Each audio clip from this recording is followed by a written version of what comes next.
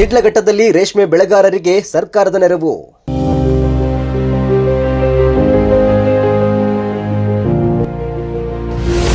ರೇಷ್ಮೆ ಇಲಾಖೆಯಿಂದ ರೈತರಿಗೆ ಕೃಷಿ ಸಲಕರಣೆ ವಿತರಣೆ.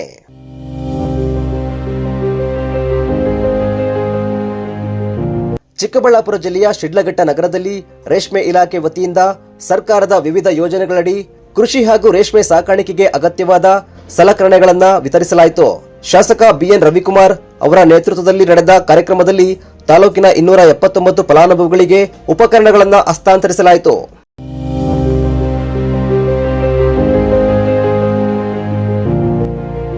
ಈ ವೇಳೆ ಮಾತನಾಡಿದ ಶಾಸಕ ಬಿಎನ್ ರವಿಕುಮಾರ್, ಶಿಡ್ಲಘಟ್ಟ ಕ್ಷೇತ್ರದಲ್ಲಿ ಹೆಚ್ಚಿನ ಸಂಖ್ಯೆಯಲ್ಲಿ ರೇಷ್ಮೆ ಬೆಳೆಗಾರರಿದ್ದಾರೆ. ಹೀಗಾಗಿ ಸರ್ಕಾರದ ಯೋಜನೆಗಳು ಮಧ್ಯವರ್ತಿಗಳ ಹಾವಳಿ ಇಲ್ಲದೆ ನೇರವಾಗಿ ರೈತರ ಕೈ ಸೇರಬೇಕು. ಅಲ್ಲದೆ ರೈತರು ಯಾವುದೇ ಲಂಚ ನೀಡದೆ ಆನ್ಲೈನ್ ಮೂಲಕ ಅರ್ಜಿ ಸಲ್ಲಿಸಿ ಯೋಜನೆಗಳ ಸೌಲಭ್ಯ ಪಡೆಯಬೇಕು ಎಂದು ಹೇಳಿದರು. ರೇಷ್ಮೆ ಬೆಳೆಗಾರರಿಗೆ ಇವತ್ತು ಕೇಂದ್ರ ಸರ್ಕಾರ ಮತ್ತು ರಾಜ್ಯ ಸರ್ಕಾರ ಯೋಜನೆಯಡಿ ಬರ್ತಕ್ಕಂಥ ಇವತ್ತು ಫಲಾನುಭವಿಗಳನ್ನ ಆಯ್ಕೆ ಮಾಡಿ ಅವ್ರಿಗೆ ಇವತ್ತು ಅವಶ್ಯಕತೆ ಇರತಕ್ಕಂಥ ಸವಲತ್ತುಗಳನ್ನ ಕೊಡ್ತಕ್ಕಂಥ ಕಾರ್ಯಕ್ರಮ ನಾವು ಹಮ್ಮಿಕೊಂಡಿದ್ರಿ. ಇವತ್ತು ಇಲ್ಲಿ ನಮ್ಮ ಶಿಡ್ಲಘಟ್ಟ ವಿಧಾನಸಭಾ ಕ್ಷೇತ್ರದಲ್ಲಿ ಸುಮಾರು 49,50,000 ಇವತ್ತು ರಾಜ್ಯ ಸರ್ಕಾರ ಮತ್ತು ಕೇಂದ್ರ ಸರ್ಕಾರದ ಒಂದು ಸಬ್ಸಿಡಿಯನ್ನು ನಮ್ಮ ಕ್ಷೇತ್ರದವರು ಇವತ್ತು ರೈತರಿಗೆ ಇವತ್ತು ಅನುಕೂಲ ಆಗ್ತಕ್ಕಂಥ ಒಂದು ಕಾರ್ಯಕ್ರಮ ಆಗಿದೆ. ಏನಿವತ್ತು ರೇಷ್ಮೆ ಬೆಳೆಗಾರರಿಗೆ ಅವಶ್ಯಕತೆ ಇರತಕ್ಕಂಥ ಇವತ್ತು ಸ್ಪ್ರೇಯರ್ಸ್ ಆಗ್ಬೋದು ಮತ್ತು ಶೇಡ್ ನೆಟ್ ಇರ್ಬೋದು, ಚಂದ್ರಂಕಿ ಇರ್ಬೋದು, ಇವತ್ತು ಸೋಲಾರು ದೀಪ ಇರ್ಬೋದು, ಮತ್ತು ಉಳು ಮನೆಯಲ್ಲಿ ಸ್ಪ್ರೇ ಮಾಡೋಕ್ಕೆ ಇವತ್ತು ಸಿಂಪಡಣೆ ಮಾಡಲಿಕ್ಕೆ ಇವತ್ತು ಸ್ಪ್ರೇಯರ್ಸ್ ಇರ್ಬೋದು, ಇನ್ನೂ ಹಲವಾರು ಸವಲತ್ತುಗಳನ್ನ ಇವತ್ತು ಕೊಟ್ಟಿದ್ದಾರೆ. ಇವತ್ತು ಅಲ್ಲಿ ಪರಿಶಿಷ್ಟ ಜಾತಿ ಪರಿಶಿಷ್ಟ ಪಂಗಡವರಿಗೆ 90% ಸಬ್ಸಿಡಿ ಮತ್ತು ಜನರಲ್ ಅವರಿಗೆ 75% ಸಬ್ಸಿಡಿ ಅಂತ ಈ ಒಂದು ಸರ್ಕಾರ ಕೊಟ್ಟಿರ್ತಕ್ಕಂಥ ಒಂದು ಕಾರ್ಯಕ್ರಮ. ನಾನು ಈ ಕ್ಷೇತ್ರದಲ್ಲಿ ಶಾಸಕನಾದ ಮೇಲೆ ಇದು ಮೊದಲನೇ ಬಾರಿಗೆ ಇವತ್ತು ನಮ್ಮ ಶಿಡ್ಲಘಟ್ಟ ವಿಧಾನಸಭಾ ಕ್ಷೇತ್ರದಲ್ಲಿ ಇವತ್ತು ರೈತರಿಗೆ ಈ ಒಂದು ಅವಕಾಶ ಸಿಕ್ಕೈತೆ. ಸಂಬಂಧಪಟ್ಟಂಥ ಇಲಾಖೆ ಅಧಿಕಾರಿಗಳಿಗೆ ಇವತ್ತು ನಾನು ಅವ್ರಿಗೊಂದು ಸೂಚನೆಯನ್ನು ಕೊಟ್ಟಿದ್ದೀನಿ. ಏನಿವತ್ತು ನಮ್ಮ ಕ್ಷೇತ್ರದಲ್ಲಿ ಇವತ್ತು ರೇಷ್ಮೆ ಬೆಳೆಗಾರರು ಇರ್ಬೋದು, ವಾಣಿಜ್ಯ ಬೆಳೆಗಾರರು ಇರ್ಬೋದು, ಕೃಷಿ ಬೆಳೆಗಾರರು ಇರ್ಬೋದು, ಏನಿವತ್ತು ರಾಜ್ಯ ಸರ್ಕಾರ ಕೇಂದ್ರ ಸರ್ಕಾರದಲ್ಲಿ ಬರ್ತಕ್ಕಂಥ ಯೋಜನೆಗಳನ್ನು ನಿಜವಾದ ಫಲಾನುಭವಿಗಳಿಗೆ ತಲುಪಿಸ್ತಕ್ಕಂಥ ಕೆಲಸ ತಾವು ಮಾಡಬೇಕಂತ ಅವರು ಸೂಚನೆ ಕೊಟ್ಟಿದ್ದೀರಿ.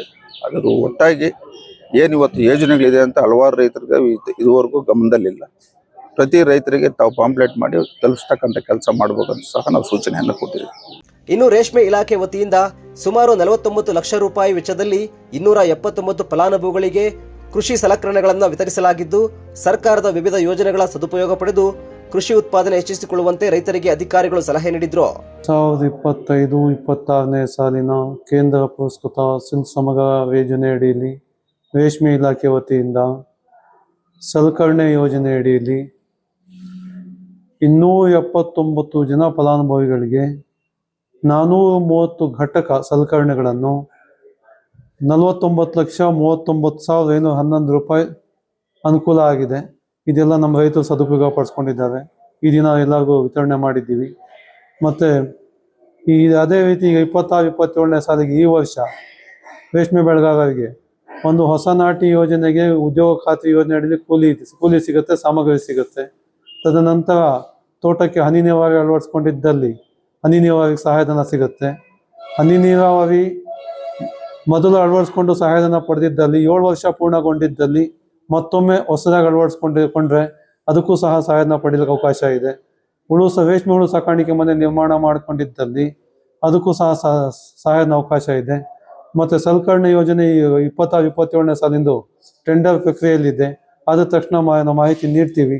ಅದನ್ನು ಕೂಡ ಸದುಪಯೋಗ ಪಡಿಸ್ಕೊಂಡು ರೇಷ್ಮೆ ಉದ್ದಿಮೆಯಲ್ಲಿ ಮುಂದುವರಿಬೇಕು, ಆರ್ಥಿಕವಾಗಿ ಸಬಲರಾಗಬೇಕು ಅಂತ ಮನವಿ ಮಾಡ್ತೀನಿ.